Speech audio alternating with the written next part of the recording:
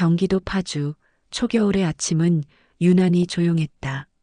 11월 중순, 아직 첫눈은 내리지 않았지만 바람 끝에 묻어나는 기운이 뺨을 얼얼하게 만드는 날이었다. 70세의 최옥부는 평소보다 조금 더 이른 새벽에 눈을 떴다. 몸보다 마음이 먼저 깨어나는 날. 생일은 그런 날이었다. 오늘은 내가 태어난 날인데. 조용히 중얼이며 몸을 일으켰다. 현관문 틈새로 들어온 찬 공기가 맨발에 스미고 전기장판의 온기가 빠져나간 이불 아래가 쓸쓸하게 느껴졌다. 부엌으로 걸음을 옮기며 오래전부터 해오던 습관처럼 미역국을 끓였다. 미역은 엊그제 시장에서 사온 참기름 냄새 진한 국산 미역이었다. 소고기는 미리 핏물 빼서 손질해 냉동해 둔 걸 꺼냈다. 이제는 내가 나한테 챙겨주는 날이지 뭐. 웃으며 말했지만 입꼬리가 금방 내려앉았다. 식탁에 조용히 앉아 김이 모락모락 피어오르는 미역국을 바라보다 혼잣말처럼 이런 말을 꺼냈다. 지환이는 일찍 일어났을까? 아들 지환. 지금 서울에서 회사 다니는 45살 가장이다. 멀리 있지도 않다. 전철로 1시간이면 오는 거리. 며느리 윤정과 손녀 민지와 함께 서울 강북에 살고 있다. 휴대폰을 열어봤다. 메시지는 없었다. 통화 기록도 부재중도. 무소식이 곧 좋은 소식이라고 말하기엔 이날은 그럴 수가 없었다. 마지못해 SNS를 켰다. 며느리 윤정의 계정은 팔로우하지 않았지만 알고리즘은 이상하게도 그걸 보여줬다. 타임라인 가장 위 반짝이는 사진 하나. 일본 오사카의 놀이공원, 대형 풍선과 케이크 앞에서 활짝 웃고 있는 가족 셋. 윤정의 손엔 꽃다발, 지환은 뒤에서 풍선을 들고 있었다. 손녀 민지는 고깔 모자에 얼굴 가득 웃음이 번져 있었다. 그 아래에는 이런 글이 적혀 있었다. 엄마 생신 기념, 일본 오사카에서 축하드려요. 우리 엄마 세상에서 제일 예쁜 오늘. 옥부는 휴대폰을 내려놓았다. 조금 전까지 김이 나던 미역국의 냄새가 갑자기 텁텁하게 느껴졌다. 숟가락을 들지도 못한 채 입술을 꾹 깨물었다. 그러니까 오늘이 그분 생신이구나. 같은 날이었지 오래전부터 알고 있었다. 며느리 윤정의 어머니와 자신의 생일이 같은 날이라는 것을 처음엔 신기해하며 웃었던 기억도 있다. 하지만 지금은 가족이 자신의 생일을 알고 있음에도 일부러 이날을 피해 떠났다는 사실이 미역국보다 더 깊게 가슴에 맺혔다. 며칠 전 며느리에게 조심스럽게 말을 꺼냈다. 윤정아, 혹시 이번 주말엔 뭐하니? 미역 좀 사다 놓으려고. 잠시 침묵이 흐른 뒤 며느리는 웃으며 답했다. 어머님, 아직 주말 일정 못 정했어요. 너무 기대 마시고요. 저희 요즘 좀 바빠서 그 말에 미역국을 끓이려던 손이 잠깐 멈췄지만 옥부는 이내 다시 냄비에 불을 켰다. 혹시나 하는 마음 하나로. 그래도 오지 않을까 하는 마음으로. 전기밥솥 안의 밥은 더 이상 따뜻하지 않았다. 미역국도 더는 김이 나지 않았고 식탁 위엔 숟가락 하나 놓이지 않았다. 옥부는 잠시 두 손을 식탁에 올린 채 아무 말 없이 가만히 앉아 있었다. 방 안 공기는 묘하게 무거웠고 정적은 괜히 사람을 쓸쓸하게 만들었다. 시선이 거실 한켠으로 미끄러지듯 옮겨갔다. 붉은 보자기로 싸매고 금실로 매듭을 단단히 묶은 한과 세트가 고요히 놓여 있었다. 한 달 전부터 준비해 두었던 선물. 꺼내놓고 바라보기까지 얼마나 오래 걸렸는지 옥분 자신도 잘 모르겠다고 느꼈다. 어디로도 가지 못한 그 마음이 저기 그대로 눌어붙어 있는 듯했다. 민지 생일엔 못 갔으니 이번에 줄까 했는데 옥부는 포장된 한과 세트를 바라보며 조용히 중얼였다. 그러나 이내 입술을 다물고 고개를 살짝 떨궜다. 거실 안엔 말소리 하나 없었고 마루 너머 시계 초침 소리만이 또각또각 허공을 건드리듯 울려 퍼졌다. 그제야 또렷하게 떠올랐다. 며칠 전 며느리에게 분명히 생일 언지를 줬다는 것. 그날 윤정은 애써 웃으며 넘겼다. 그때는 그냥 그러려니 했지만 지금 생각해보니 그것은 거절이었다. 알아채지 못한 척했던 건 스스로 다치기 싫어서였다. 그리고 이제야 분명히 알겠다. 그들은 알고 있었음에도 일부러 떠난 것이었다. 생일이라는 말이 분명하게 닿았는데도 모른 척 등을 돌린 거였다. 그걸 깨닫는 순간 옥부는 가만히 손등을 바라봤다. 그 위에 묻은 조청 자국은 이미 굳어 있었다. 어쩌면 마음도 그 순간 함께 굳어버린 건 아닐까. 말하지 않아도 다 알 거라 믿었고 정성은 언젠가 닿는다고 믿었는데 그 믿음은 조용히, 아주 조용히 무너지고 있었다. 누구 하나 생일 축하해요. 어머님이라 말해주지 않는 날. 옥부는 빈 의자들을 바라보며 한참을 앉아 있었다. 마치 방 안의 모든 사물들이 자신이 앉아 있다는 사실조차 잊은 듯한 느낌이었다. 아무도 오지 않고 아무 소리도 들리지 않는 시간 속에서 마음 한쪽이 조용히 무너지고 있다는 걸 스스로도 느꼈다. 오늘은 조용히 지나가겠네. 이젠 나도 없어도 되는 사람이 됐나 보다. 그 말이 나지막이 흘러나온 순간 어딘가에서 바스락거리는 기척 하나조차도 더는 기대되지 않았다. 눈앞에 놓인 미역국은 더 이상 음식이 아니라 무언가를 기다린 흔적처럼 보였다.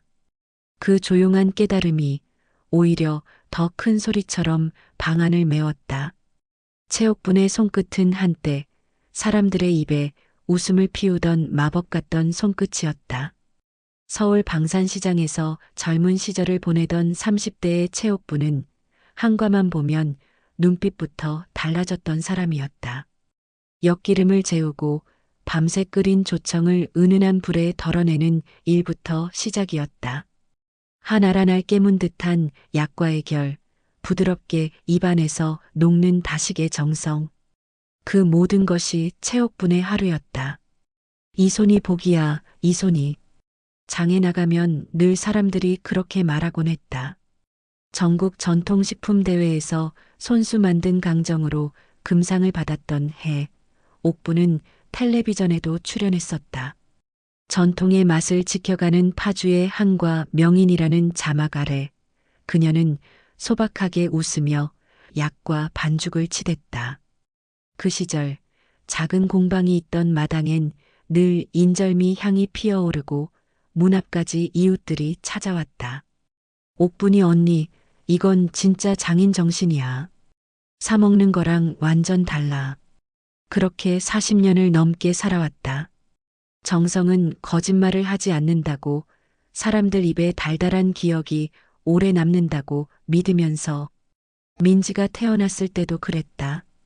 12년 전 손녀 민지의 첫 돌잔치 날. 옥부는 백설기를 이틀 전부터 쪘다. 밤새 앉은뱅이 맷돌로 찹쌀가루를 갈고 손수 만든 곶감과 밤, 잣으로 고명을 얹은 경단까지.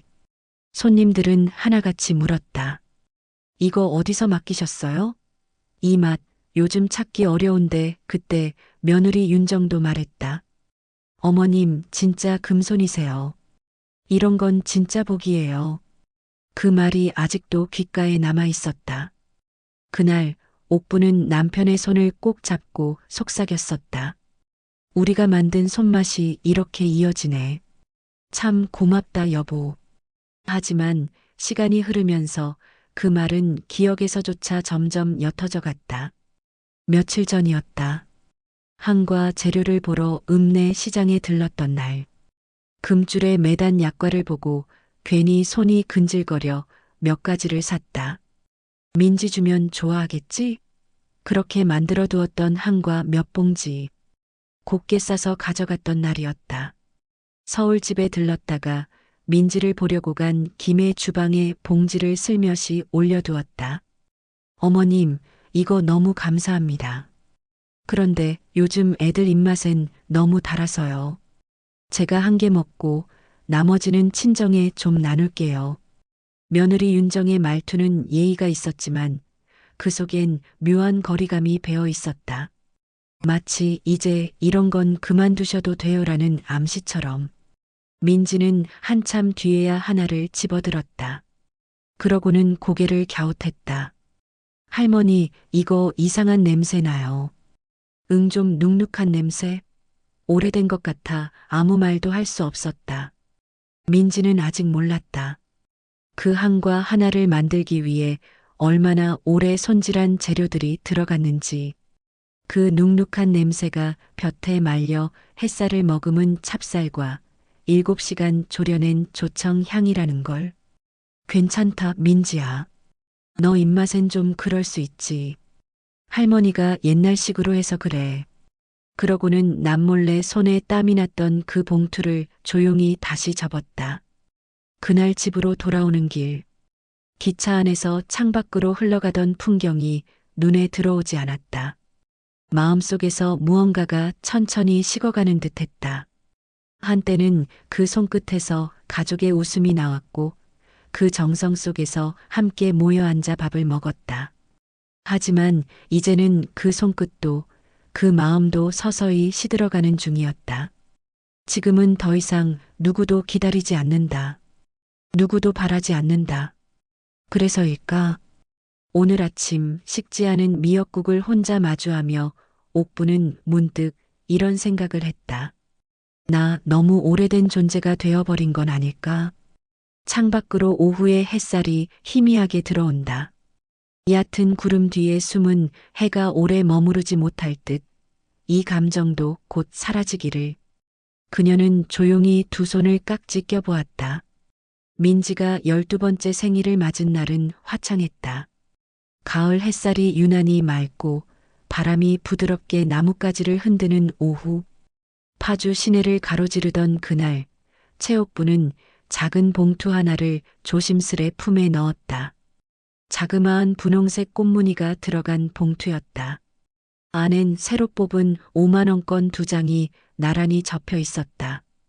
요즘은 장난감보다 현금이 좋다더라 말하며 웃었지만 손끝에 묻어나는 긴장이 감춰지지 않았다. 늘 민지의 생일엔 뭐라도 챙겨주고 싶었다. 작은 손에 쥐어주며 너 이거 어디다 쓸 건데? 하고 물으면 민지는 눈을 반짝이며 비밀이에요. 하고 도망치듯 웃었다. 그게 얼마나 귀엽고 사랑스러웠던지. 전날 밤엔 민지의 이름을 붓펜으로 적은 손편지도 한 장 써두었다. 우리 민지 생일 너무 축하해. 할머니는 언제나 내 편이야. 그렇게 준비를 마치고 서울 아들 집으로 전화를 걸었다.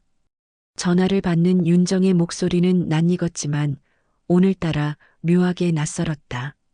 어머님, 이번엔 민지가 친구들이랑만 하자고 해서요. 초등학교 친구들이 처음 집에 오는 거라 정신이 없을 것 같아서 나중에 따로 조용히 뵈면 안 될까요?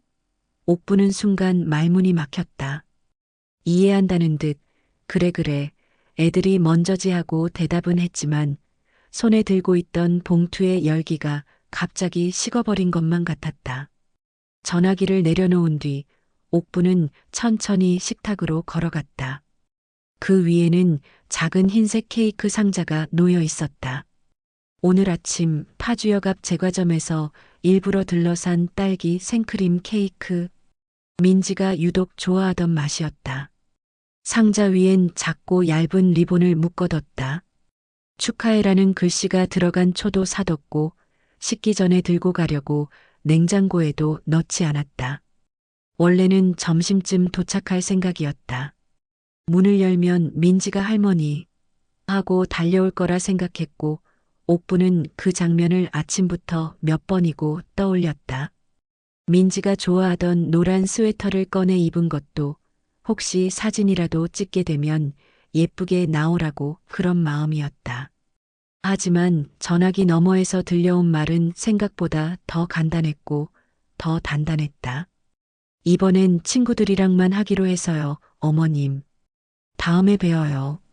말끝은 부드러웠지만 그 부드러움조차 더 이상 기대하지 말라는 담담함이었다. 손이 가 있던 상자의 리본을 괜히 한 번 더 매만지다가 옥부는 조심스레 의자에 앉았다. 리본을 풀지도 케이크를 열어보지도 못했다. 민지를 위해 준비한 케이크는 이제 단순한 밀가루와 생크림 덩어리처럼 느껴졌다. 누군가를 기쁘게 해주려던 마음이 갈 곳을 잃고 포장지 안에 갇힌 느낌이었다. 조용히 주방 쪽을 바라보다가 무심코 휴대폰을 열었다. 타임라인 가장 위 윤정의 SNS가 또 올라와 있었다. 생일 파티 사진. 민지는 밝은색 고깔 모자를 쓰고 있었고 풍선과 피자, 상자, 알록달록한 선물이 가득했다. 사진 속에서 민지는 활짝 웃고 있었고 윤정의 어머니는 아이들 옆에서 손뼉을 치고 있었다. 그 밑엔 이렇게 적혀 있었다. 외할머니와의 민지 생일 파티. 그 밑에는 오븐 직화 피자, 생일 풍선, 외할머니 최고라고 적혀 있었다. 화면 속의 장면은 옥분이 상상하던 그것과 비슷했다. 단지 그 자리에 자신은 없을 뿐이었다. 가장 먼저 축하하고 싶었던 사람이 가장 멀리서 바라만 봐야 한다는 사실이 마음 한가운데 서늘하게 꽂혔다. 손끝이 살짝 떨렸다. 옥부는 화면을 조용히 꺼버리고 눈을 감았다. 딸기 케이크 안에 생크림이 천천히 녹아내린 그 시간 동안 자신이 준비했던 모든 마음도 함께 흘러내리고 있는 듯했다. 그 사진 속에서 민지는 파티 모자를 쓰고 웃고 있었다. 볼이 붉게 상기돼 있었고 손에는 예쁘게 포장된 선물이 들려 있었다. 윤정의 어머니는 그 옆에서 정성스럽게 만든 듯한 생일 케이크 앞에 앉아 아이들의 박수 소리에 맞춰 손뼉을 치고 있었다. 생일 풍선이며 피자 상자, 케이크 초 위에 불빛까지 모두가 반짝이고 있었다. 그 자리에 모인 아이들, 그들의 부모들, 누구 하나 빠짐없이 환한 표정으로 민지의 생일을 축하하고 있었다. 옥분의 시선은 점점 흐릿해졌다. 사진의 밝은 색감이 눈에 부시게 다가왔고 반대로 자신이 앉아 있는 방 안의 조용한 공기가 뼛속까지 차게 느껴졌다. 화면을 닫으려던 손가락은 한참이나 멈춰 있었다. 창기 어린 휴대폰의 뒷면이 손바닥에 밀착되어 있었지만 그것보다 더 차가운 건 자신의 가슴속이었다. 고요한 집 안에는 아무 소리도 없었다. 딸깍딸깍 벽시계 초침 소리만이 천천히 잔인하게 울렸다. 그 소리가 공간을 찢는 듯 또렷하게 들렸다. 옥부는 화면에서 눈을 떼지 못한 채 아주 조용히 속으로 의졸였다. 나는 손님조차 될 수 없구나. 말은 입 밖으로 나오지 않았지만 그 문장은 이미 마음 어딘가에 단단히 새겨져 있었다. 손님. 그 단어조차 이 가족 안에서는 허락되지 않았다는 깨달음. 초대받지 않은 사람. 잠깐 들러도 눈치 보일 사람. 심지어 생일에 찾아가면 복잡하다는 이유로 막히는 존재. 그 말을 머릿속에 떠올린 순간 옥부는 자신이 지금 어떤 위치에 있는지를 처음으로 확실하게 실감했다. 가족이라는 이름 아래 묻혀있던 자리, 그것이 실은 빈자리였다는 걸. 그제야 방 안의 모든 사물들이 갑자기 낯설게 느껴졌다. 거실의 시계도, 식탁 위 케이크 상자도, 심지어 조용히 내려앉은 햇살조차 자신이 하루 종일 붙잡고 있던 모든 기대가 그 조그만 화면 하나 앞에서 무너지고 있다는 걸 인정하지 않을 수 없었다. 손가락이 화면을 천천히 밀어 닫았다. 화면은 꺼졌지만 그 장면은 마음속에서 꺼지지 않았다. 화면이 꺼진 휴대폰을 내려놓고 옥부는 무표정한 얼굴로 소파에 등을 기대었다. 바닥에 길게 드리워진 햇살이 무릎 위를 덮고 있었지만 몸은 조금도 따뜻해지지 않았다. 그 자리에 더 머물러 있을 이유가 사라진 듯 옥부는 천천히 몸을 일으켰다. 조심스럽게 발을 옮겨 안방으로 들어갔다. 다리가 무겁진 않았지만 어쩐지 한 걸음 한 걸음이 허공을 밟는 것 같았다. 책상 서랍 앞으로 다가서자 옥부는 깊은 숨을 한 번 쉬었다. 그리고 천천히 손잡이를 잡았다. 서랍을 열었다. 분홍색 봉투가 고요히 옮겨져 들어갔다. 그 안에 담긴 손편지는 옥분이 손글씨로 조심스럽게 적어 내려간 생일 축하 메시지였다. 마지막까지 망설이며 붙인 하트 하나까지도 민지를 떠올리며 쓴 것이었다. 봉투를 밀어 넣으며 옥부는 잠시 멈췄다. 그저 종이를 접어 넣은 것뿐인데 이상하게도 손끝이 저릿했다. 다음에 주지 뭐. 나중에 따로 보자니까 그렇게 스스로를 다독였지만 그 말이 이토록 공허하게 들릴 줄은 몰랐다. 다 쓴 머그컵엔 아직 미지근한 보리차가 남아 있었고 오래된 라디오에선 클래식 음악이 낮게 흘러나왔다. 베토벤의 월광 소나타 1악장. 잔잔한 건반 하나하나가 바닥에 떨어져 고요를 흔드는 듯한 기분이었다. 언젠가 젊은 시절 새벽까지 한가를 만들던 겨울밤에도 이 곡이 흐르고 있었다. 다식 반죽을 눌러 찍던 손끝, 조청 냄비를 젓던 팔뚝 위로 라디오에서 새어나오던 이 선율이 조용히 스며들곤 했다. 그때의 방 안은 고요했지만 그 고요는 따뜻한 약속 같은 것이었다. 아침이면 가족이 일어나고 손님이 오고 아이들이 웃으며 뛰어다니는 풍경이 기다리고 있었다. 그땐 밤이 길었지만 기다리는 새벽이 있었고 그 새벽엔 항상 누군가의 웃음이 따라왔다. 그 웃음이 있어 고단한 시간도 견딜 수 있었고 조용한 작업도 외롭지 않았다. 하지만 지금은 달랐다. 음악은 여전히 고요하게 흘러나오는데 더 이상 어딘가로 이어지지 않았다. 아무도 깨어나지 않을 것이고 웃음도 발소리도 기다림도 없었다. 선율은 여전히 아름다웠지만 그 아름다움이 점점 멀게 느껴졌다. 그때 들리던 음은 생기를 주었는데 지금 들리는 건 왜 이렇게 깊은 적막 같을까? 옥부는 문득 그렇게 느꼈다. 똑같은 곡인데 들리는 마음이 달라지면 전혀 다른 음악이 되는구나. 마음에 사람 하나 없는 채 흘러나오는 선율은 어쩌면 외로움 그 자체인지도 몰랐다. 옥부는 거실 창가에 조용히 앉아 있었다. 등받이에 기댄 몸은 멈춰 있었고 손은 두 무릎 위에 고요히 포개져 있었다. 바닥을 긁듯 스며드는 오후의 햇살이 양 무릎을 감싸 안았지만 그 따뜻함은 피부 위에만 머물렀다. 마음까지는 닿지 않았다. 햇살은 분명 부드러웠고 창밖 하늘은 고요하고 맑았지만 그 조용한 풍경이 이상하게 더 외롭게 느껴졌다. 마치 아무 일도 없는 세상이 자신의 슬픔과는 아무 상관없는 것처럼 흘러가는 듯했다. 오늘 하루가 고요했던 건 아무도 찾아오지 않아서가 아니라 기억하고도 찾아오지 않았다는 것, 그게 더 아팠다. 무심한 시간이 아니라 애써 외면당한 시간. 그 차이를 알아차린 마음이 지금 이 햇살 아래에서 점점 더 서늘해지고 있었다. 그 자리에 그대로 앉아있는 자신이 왠지 낯설었다. 지금 앉아있는 이 자리가 꼭 벽지처럼 희미해진 존재 같아서 아무도 없는 집안에서 혼자 있는 게 아니라 스스로 사라지고 있는 것 같은 기분마저 들었다.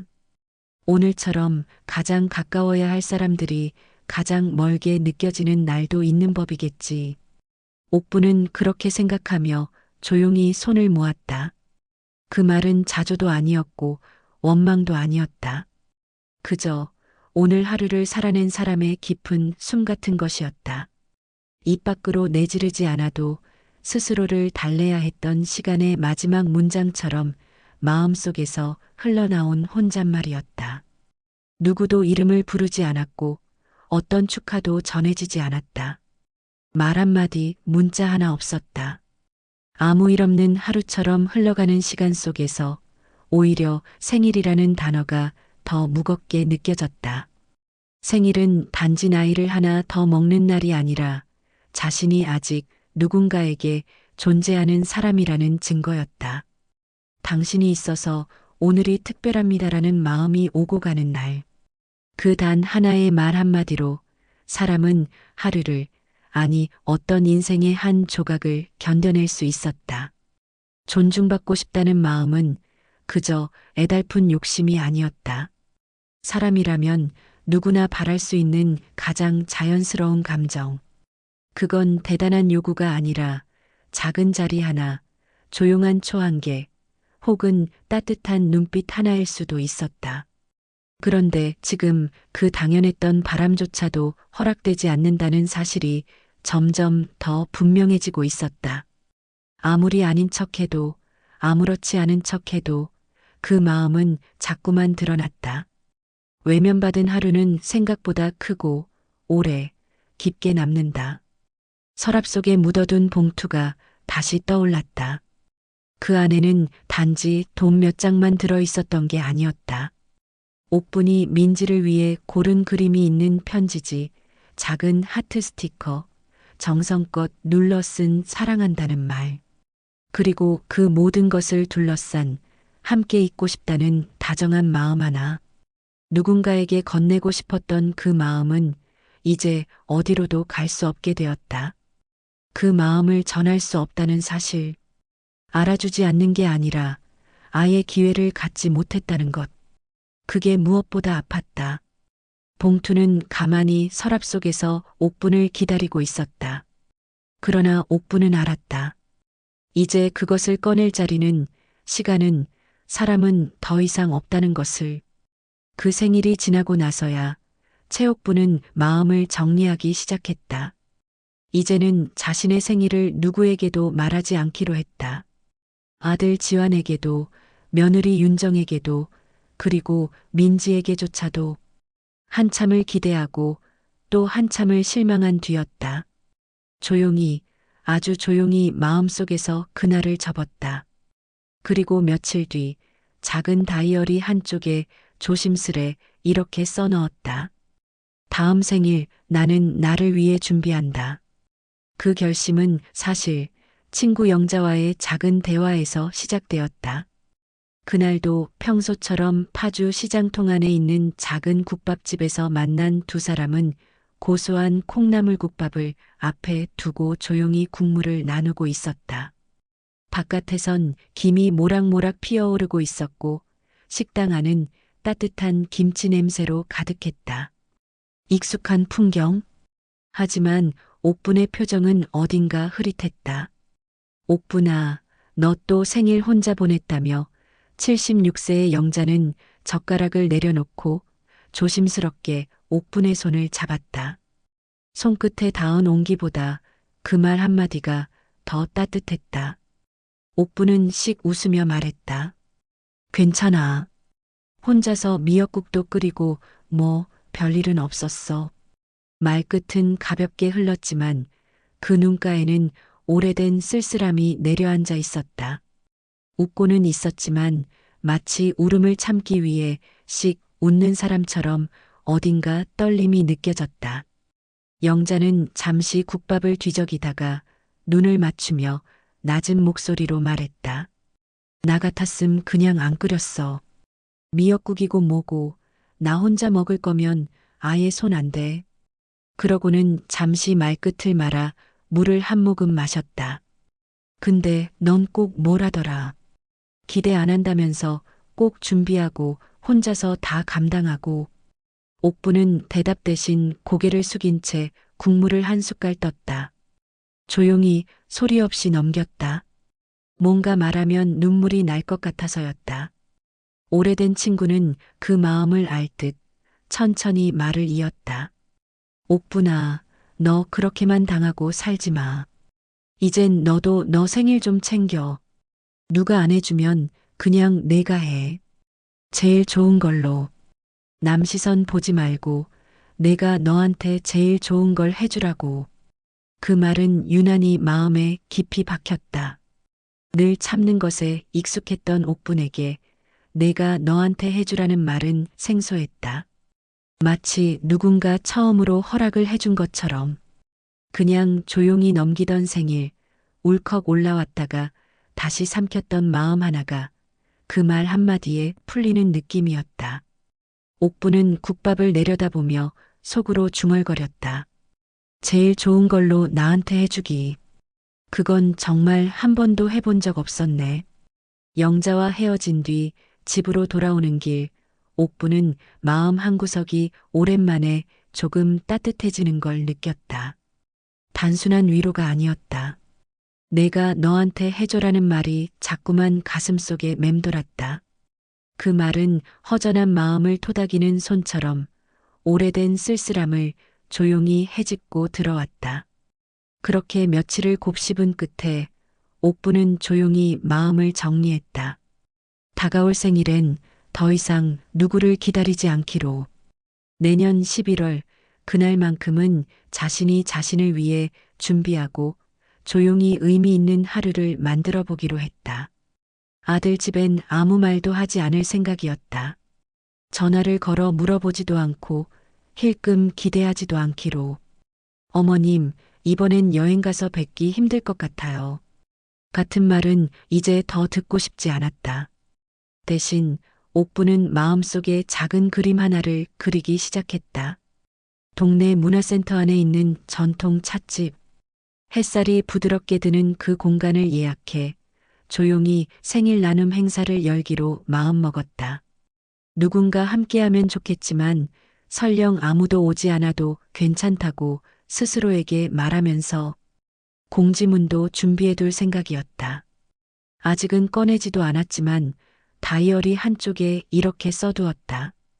우리 동네 옥분이네 한과에서 작은 생일 나눔 행사를 열 예정입니다.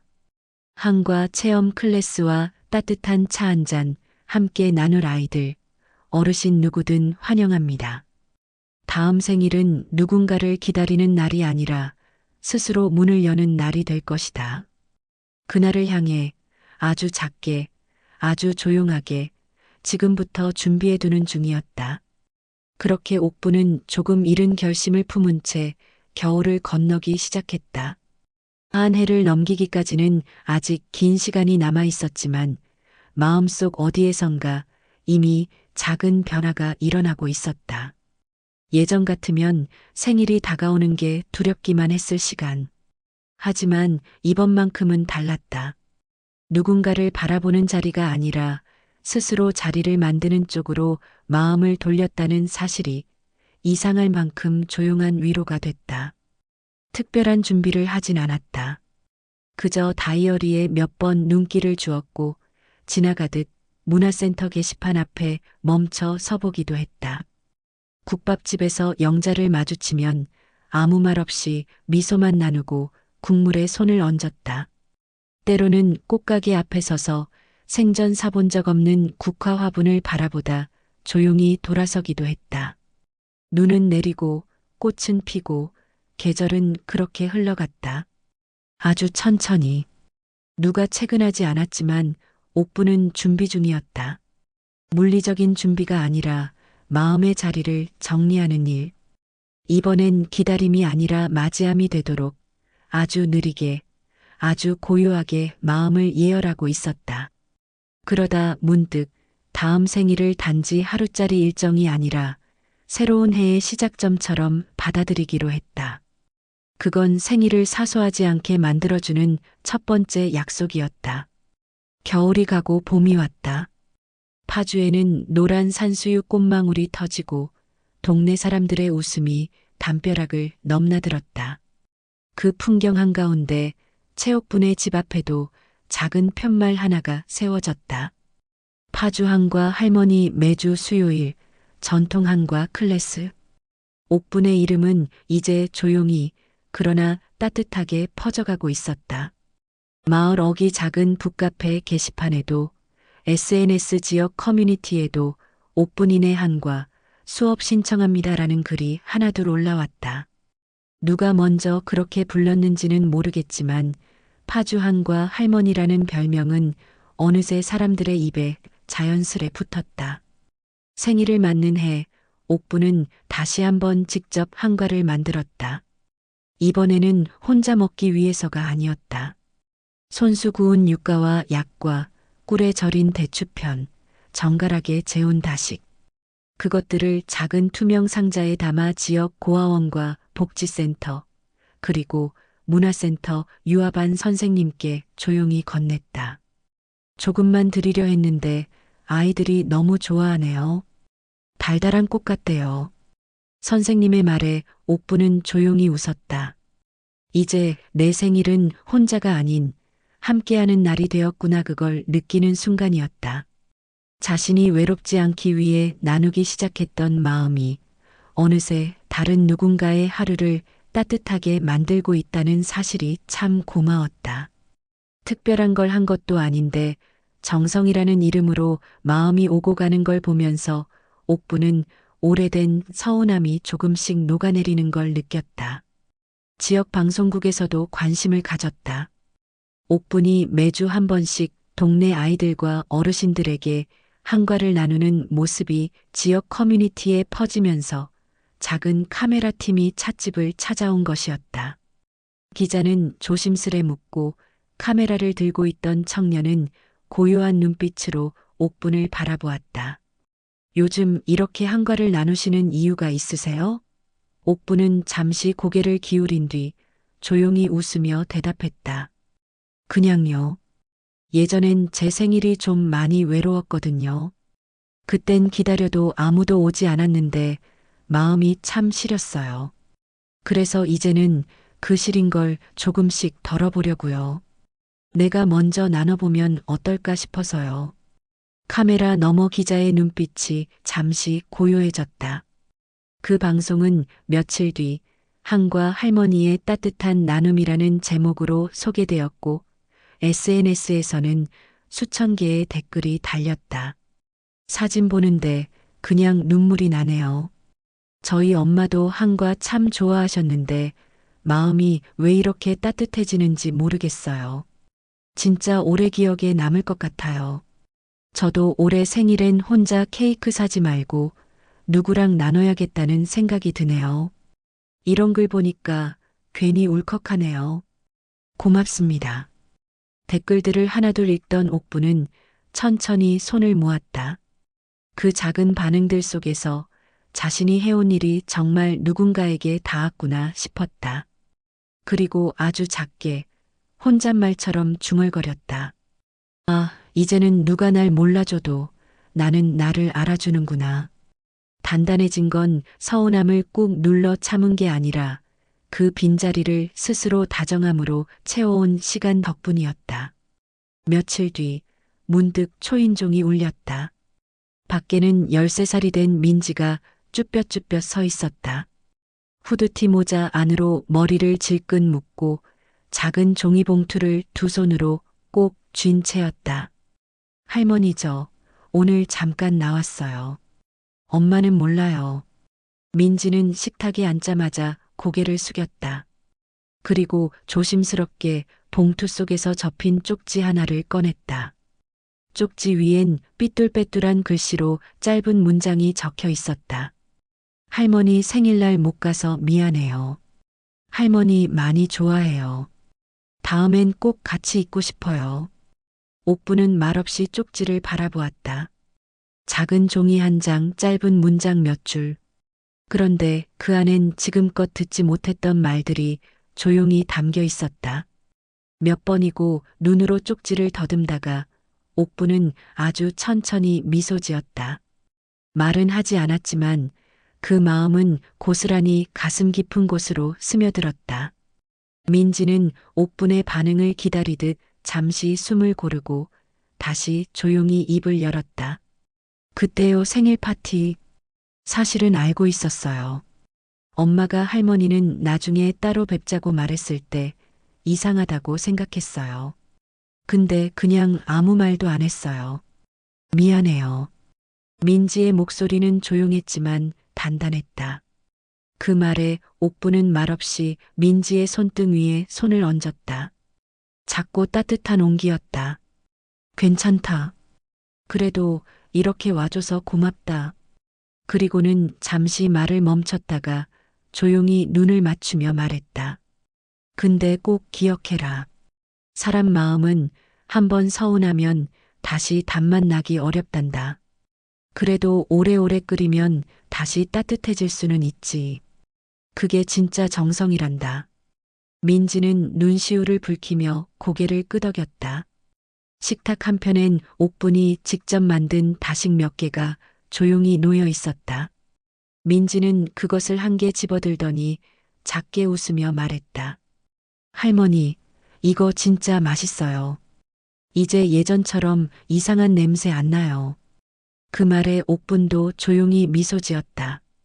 그날 두 사람은 함께 따뜻한 차를 마셨고 창밖에는 바람결 따라 개나리 꽃잎이 흩날렸다. 그리고 나는 오늘도 기억한다. 내 생일을 피해 가던 이들의 발자국 소리. 그날부터 나는 내 생일을 내가 맞이하기로 했다. 그리고 올해 나는 조금 더 단단하고 달콤해진 마음으로 나를 환영하기로 했다.